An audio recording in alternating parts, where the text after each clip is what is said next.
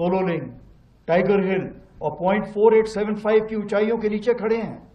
और हम केवल उस युद्ध को याद नहीं कर रहे हैं, हम उस भावना का स्मरण कर रहे हैं जो उन रणबांकुरों ने दिखाई थी। हमें याद है वह दृढ़ संकल्प जो उनकी आंखों में था, वह अदम्य साहस जिससे उन्होंने हर कठिनाई को मात दी।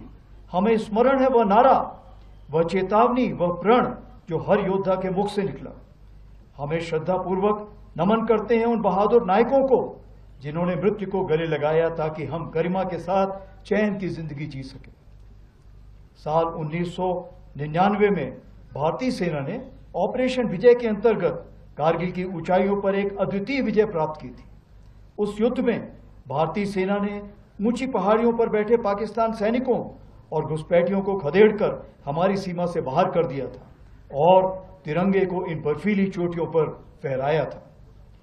यह वह क्षण था जब भारत ने स्पष्ट कर दिया कि उसकी सीमाओं के भीतर किसी भी नापाक इरादे को सफलता नहीं मिलेगी।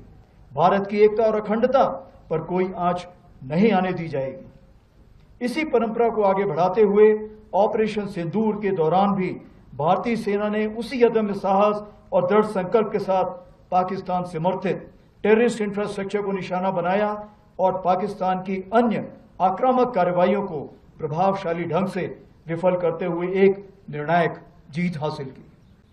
हमने शांति को अवसर दिया, पर उसने कायरता की कार्रवाई की और उसका उत्तर केवल हमने पराक्रम से दिया। ऑपरेशन सिंदूर हमारा संकल्प, संदेश भी और उत्तर भी। पहलगाम में हुई कायरतापूर्ण आतंकी हमला पूरे देश के लिए गहरी चोट था, लेकिन इस बार भारत ने सिर्फ शोक नहीं जताया बल्कि ठान लिया कि अब जवाब निर्णायक होगा। देशवासियों का अटूट विश्वास और सरकार द्वारा दी गई रणनीतिक स्वतंत्रता से भारतीय सेना ने एक सुनियोजित, सटीक और निर्णायक जवाब दिया। भारतीय सेना ने 6 और 7 मई की रात को पाकिस्तान और पाकिस्तान ऑक्यूपाइड जम्मू एंड कश्मीर में 9 हाई वैल्यू आतंकवादी ठिकानों को निशाना बनाया, बिना किसी मासूम नागरिक को हानि पहुंचाए हुए। यह केवल जवाब नहीं था, यह स्पष्ट संदेश था कि आतंकवाद को सहारा देने वाले अब नहीं बचेंगे। 7 से 9 मई को पाकिस्तान द्वारा की गई सैन्य कार्रवाई पर भारतीय सेना ने नपातुला और सटीक जवाब दिया। हमारी आर्मी एयर डिफेंस एक अजेय दीवार बनकर सामने खड़ी रही, जिसे कोई ड्रोन या मिसाइल भेद नहीं सका।